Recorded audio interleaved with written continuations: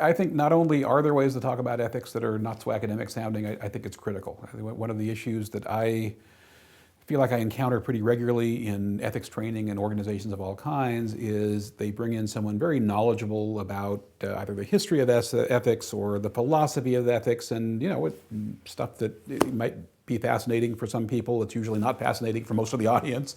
But even if it's fascinating, what it doesn't do is give them anything terribly practical they can walk out of the room and use possibly ever, let alone right away.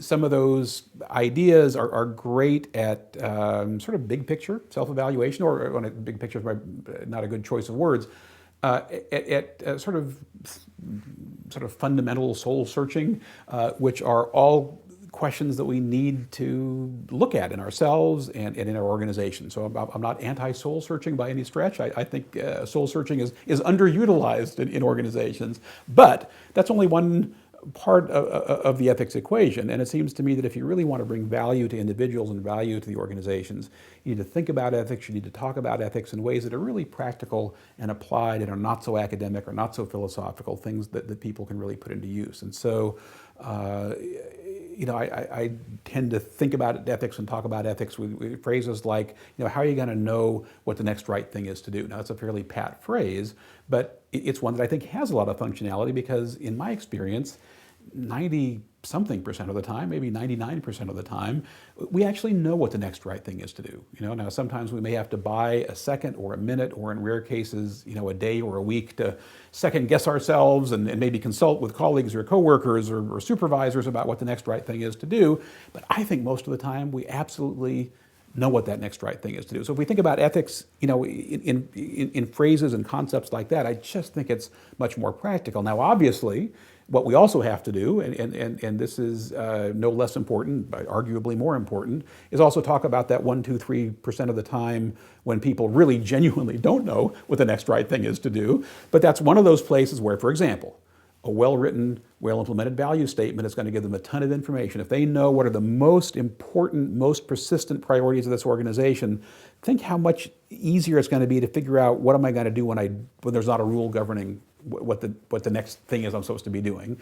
You also let them know how, what are the do's and don'ts of consulting on ethics issues. To whom do I go when there's a question? To whom do I report? And we talked earlier about the importance of people understanding that there can't be reprisals for either inquiries or confrontations about some kind of ethical or legal concern. And when you talk about ethics in those sort of practical, functional ways, I think you've given them being ethics and I guess simultaneously them being employees, a much, much greater chance of being able to actually put this stuff into practice, which is where the rubber meets the road with ethics, just like with anything else. Yet another thing I probably talk about overly, unnecessarily, repetitiously with groups, but learning is a lot of fun, and so I hope we're all lifelong learners. But ultimately, no one much cares once you're out of school what you know, right? But people care a lot about what you can apply, right? And hopefully we care for ourselves about what we can apply. And so just giving people functional or abstract knowledge is not a bad thing. I think obviously there's huge value in that, but let's not fool ourselves into assuming that people automatically know how to translate that into something practical.